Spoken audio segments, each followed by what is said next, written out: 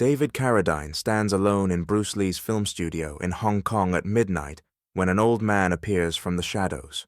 Raymond Chow, the man who made Bruce Lee a global icon. What he tells David in the next 10 minutes is not about movies or martial arts. It is about a prophecy Bruce made 25 years ago. A prophecy about this exact moment. Hong Kong, August 1998, Saturday night, 11:47 p.m., the Golden Harvest Studios compound, Hammer Hill Road, Kowloon, the most famous martial arts film studio in history, where Enter the Dragon was born, where the Big Boss launched a revolution, where Bruce Lee became immortal on celluloid. Tonight, the compound is hosting a celebration. 25 years since Enter the Dragon premiered. 25 years since Bruce Lee conquered the world and then left it. Martial artists and film stars from around the globe have gathered to honor the legacy. The party is in the main building. Lights, music, champagne, speeches about Bruce Lee's impact, clips from his films playing on screens. Everyone who is anyone in martial arts cinema is there. David Carradine was invited. A surprise. He expected to be excluded from anything honoring Bruce Lee. Instead, he received a formal invitation. Hand-delivered. Please join us in Hong Kong. Your presence is requested. He almost did not come. Thought it might be a trap, a public humiliation. The man who took Bruce Lee's role, brought to Bruce Lee's studio, to be confronted by Bruce Lee's people. But something pulled him across the Pacific. The same thing that pulled him to Bruce's funeral, to the Dragon premiere, to Dan Inosanto's school. The need to face what he spent his life avoiding. He attended the party, shook hands, smiled for photographs, accepted the strange hospitality of people who had every reason to resent him. But now the party is winding down. Guests are leaving. The energy is fading, and David finds himself drawn somewhere else. The old studio, Building 7, where Bruce Lee shot his final scenes, where Enter the Dragon was filmed, where history was made before history ended. The building is dark, locked, off-limits to the party guests. Just an old soundstage now, used for storage. No longer the sacred space it once was. But David finds a side door, unlocked, almost like someone left it open for him. He steps inside. Darkness, the smell of dust and old film stock and something else, something that feels like memory. He pulls out a lighter, flicks it on. The small flame illuminates shapes in the darkness. Old set pieces, stacked furniture, film equipment covered in sheets like ghosts. He walks deeper into the building, the flame casting dancing shadows, his footsteps echoing in the empty space. Then he sees it, a section of the studio that has been preserved, roped off, a shrine in the middle of a storage facility. The mirrors from the final fight in Enter the Dragon. The same mirrors Bruce Lee walked through in the film's iconic climax. Cracked now, dusty, but unmistakably the same. David approaches slowly, stands where Bruce Lee stood 25 years ago, looks into a mirror and sees his own face reflected back, fractured, multiplied, just like in the film. He is 61 years old. His face shows every year.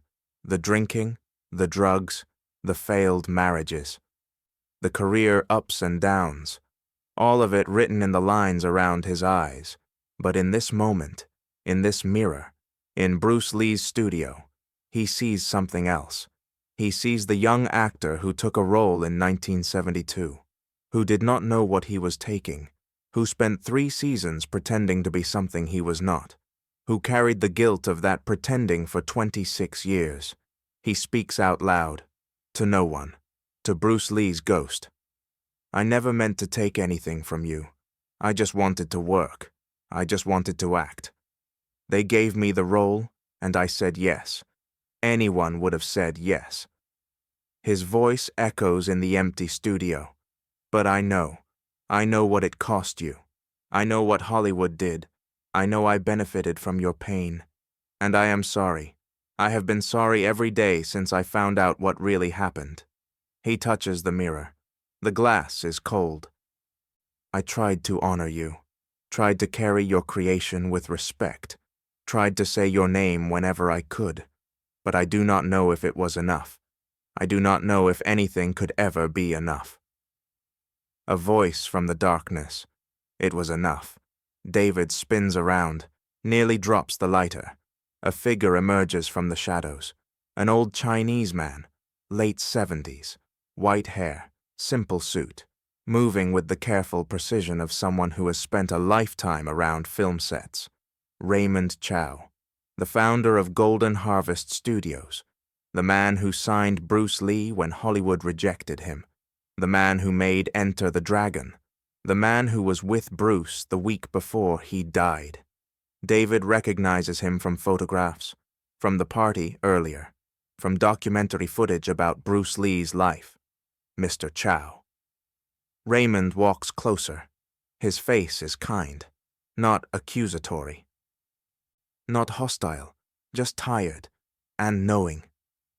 I saw you leave the party, saw where you were going. I thought you might need some company. I apologize. I should not be here. This area was closed. Raymond waves this away. I left the door unlocked. I thought you might come. Bruce would have come, late at night, to the place where it happened, to try to understand something that cannot be understood. He stands beside David, both of them facing the cracked mirrors. I have been running these studios for 40 years, produced over 600 films, worked with every martial arts star in Asia, but there was only one Bruce Lee. Raymond touches the mirror frame. He stood right here, August 1973, filming this scene, the Hall of Mirrors, fighting his own reflection. 2 weeks before he died, his voice drops. He was tired, working too hard, pushing himself beyond what any body should endure. I told him to rest. He said he would rest when the world saw what he could really do. The world never got to see. No, the world got pieces. Enter the Dragon, a few other films, but not what he was building toward, not the complete vision. Raymond turns to David. You know what vision he had. David shakes his head. A television series about a Shaolin monk walking through the American West, using martial arts to solve problems without violence, spreading Eastern philosophy to Western audiences. He called it The Warrior at first, then Kung Fu. David closes his eyes.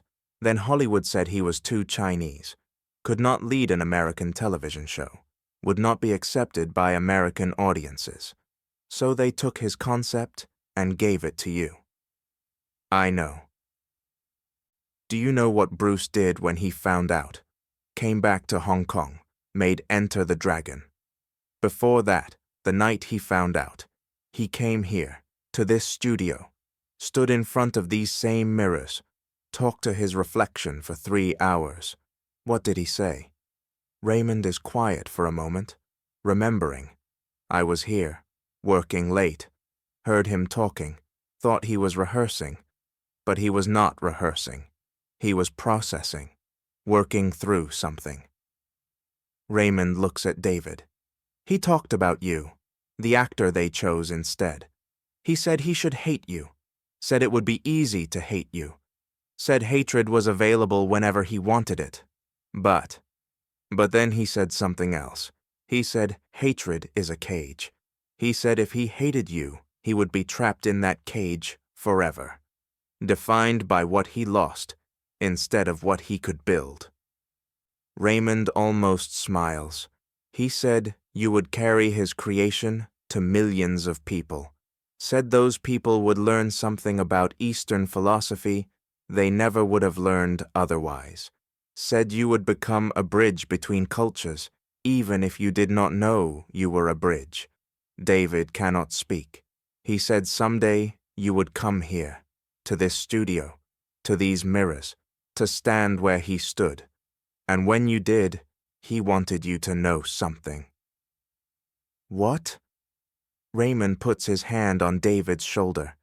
He wanted you to know that he forgave you before there was anything to forgive, that you did not take anything from him, that Hollywood took from both of you, took his creation and gave it to someone who could never fully understand it, took your career and chained it to guilt you did not earn. Raymond turns David to face the mirror. Both of them reflected in the cracked glass. He said, "When you look in this mirror, you should see two men, yourself and him, both of you trapped in a story neither of you wrote, both of you doing the best you could with what you were given." David stares at his reflection. He said the mirror is cracked because life is cracked. Nothing is whole. Nothing is fair. We are all fragments trying to make sense of a broken picture. Raymond steps back. I have waited 25 years to deliver that message. Tonight, in this studio, at these mirrors, exactly as Bruce described it. David turns to Raymond. He described this exact moment, 25 years before it happened. He said the actor would come on the anniversary, would sneak into the studio at night, would stand in front of these mirrors and apologize to a ghost. Raymond shrugs. Bruce always saw things other people could not see. I stopped questioning it years ago. David looks back at the mirror, at his fractured reflection, at the ghost of Bruce Lee standing beside him, visible only in imagination, but present nonetheless. Thank you. Do not thank me. Thank Bruce. Even in his anger, even in his disappointment, he found a way to offer grace to someone who had not asked for it. Raymond walks toward the exit. Stay as long as you need. The door will lock behind you when you leave. But you are welcome here, David Carradine. You always were, even when you did not know it. He disappears into the shadows.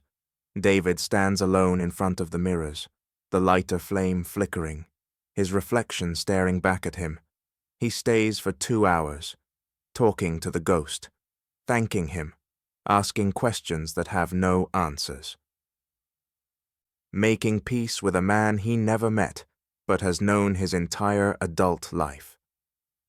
When he finally leaves, the sun is rising over Hong Kong. A new day, a new understanding. He flies home the next morning, carries the memory of those mirrors for the rest of his life, tells no one what happened. Some experiences are too sacred for words, but something changes after that night. A weight lifts, a guilt dissolves. A war that lasted 26 years finally ends. Bruce Lee forgave him before there was anything to forgive, saw what was coming and offered grace in advance. That is prophecy, not seeing the future, choosing to shape it with compassion before it arrives. He once said that the hardest role he ever played was not Kane, not Bill, but himself.